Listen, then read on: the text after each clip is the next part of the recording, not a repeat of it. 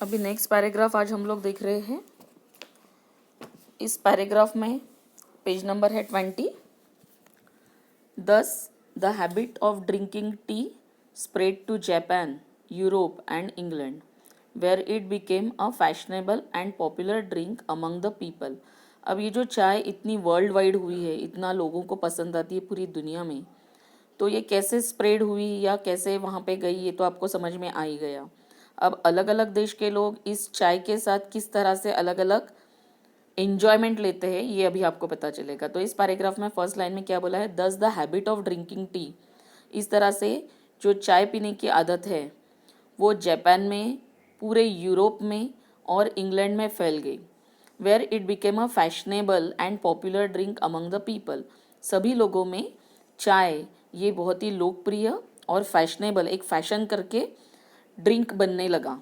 Drink यानी पेय, आपको मालूम है अभी ये। How did this magical beverage get its name. लेकिन अब ये जो चाय या टी हम लोग बोलते हैं, इस मैजिकल बेवरेज को, इस मैजिकल पेय को, मैजिकल यानी क्या, जिस जादुई, यानी इसका असर जो है वो जादुई होता है, इसलिए वो लोग मैजिकल बोलते हैं। मैजिकल बेवरेज जो है, इसका नाम कैसे मिला। अपने को भी बहुत बार पता चलता है ना कि चाय को चाय ही क्यों बोलते हैं, शक्कर को शक्कर ही क्यों बोलते हैं।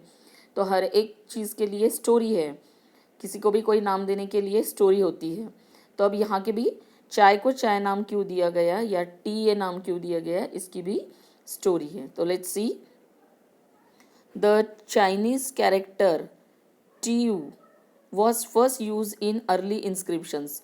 कैरेक्टर यानी अक्षर, तो पहला Chinese character tu, T apostrophe and then U, was first use in early inscription. जो शिलालेख लिखे हुए हैं पहले, ये सब चीज़ें हिस्ट्री में जो रहती थी वो हम लोग लिख कर रखते थे, शिलालेख जिसको बोलते हैं। तो उस शिलालेख में ऐसा नज़र आता है, या इसकी हिस्ट्री में ऐसा नज़र आता है कि टी यू ऐसा अक्षर उसको दिया था चाइना ने, टू डिस्क्राइब टी, जिससे कि हम लोग चाय को डिस्क्राइब कर सके या चाय का वर्णन कर सके। But later a new character, पर फिर बाद में एक नया नाम, नया अक्षर CHA, that is cha, you can say, was develop to refer specifically to tea. सिर्फ चाय के लिए, स्पेसिफिक सिर्फ चाय बताने के लिए CH एपेस्ट्रोफी एंड देन A, इस तरह का कैरेक्टर, इस तरह का अक्षर लेटर सामने आया। The word CHA, that is चा, is now sometimes used in English to refer to China tea। अब इंग्लिश ब्रिटिशर्स जो है, इंग्लैंड में जो लोग हैं, वो क्या करते हैं, चाइना टी को बताने के लिए चा ऐसा बोलते हैं। यानी चा बोलने से समझ आता है कि ये टी जो है वो चाइना की है। And as we all know it is very close to the Hindi word chai. अब ये जो चा वर्ड है, ये चाय वर्ड के काफ़ी करीब है ना, सिर्फ आय का फ़र्क है। Which is use all over India to refer tea. और ये जो चाय है ये ऑल ओवर इंडिया, यानी हमारे पूरे भारत देश में चाय, इस वर्ड को काफ़ी पहचान मिली है, या चाय इस नाम से हम इसको जानते हैं।